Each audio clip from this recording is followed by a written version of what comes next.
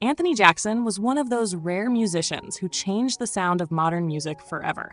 Born on June 23, 1952, in New York City, he started out playing piano and guitar, but soon discovered his true calling, the electric bass. He was deeply inspired by Motown's legendary bassist James Jamerson. That influence shaped his playing, but Jackson didn't stop there. He took what he learned and turned it into something entirely his own. Before long, he became one of the most in-demand session bassists in the world. His work crossed every genre: jazz, fusion, R&B, pop, and his sound could be heard on thousands of recordings. Each note he played carried emotion and precision. He had this special ability to make the bass not just a background instrument, but a voice that told its own story. But Anthony Jackson wasn't just a great player. He was also an inventor, a thinker, and a visionary. He felt limited by the traditional four-string bass. He wanted more range, more depth, and more room to explore harmony. So he came up with a bold new idea: the six-string contrabass guitar. It was something completely new at the time. Working with Brooklyn-based custom bass builder Vinny Fodera, Jackson turned his concept into reality. In 1984, the first Anthony Jackson signature contrabass model was released, followed by the famous single cutaway design in 1989. That design changed everything.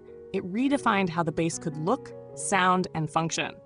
To this day, that influence can be seen in almost every modern extended range bass. If you've ever seen a six-string bass on stage, there's a good chance it exists because of Anthony Jackson's vision.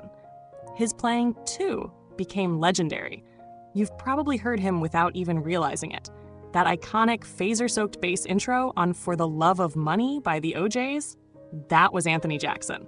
He played with some of the biggest names in music: Chaka Khan, Steely Dan, Al Di Meola, Quincy Jones, Steve Kahn, Luther Vandross, Lee Reitnor, Michelle Camilo, Pat Metheny, and Paul Simon, to name just a few.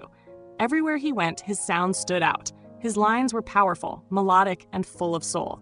Musicians often said that Jackson didn't just play bass, he spoke through it. Each phrase felt like a conversation, each groove like a heartbeat. He made the instrument sing. Now that he's gone, the world has lost a true master, but his influence will never fade. Every time a bass player explores new sounds or pushes the boundaries of their instrument, a piece of Anthony Jackson's spirit lives on. Anthony Jackson's music will keep playing, in studios, in concerts, and in the hearts of everyone who loves great sound.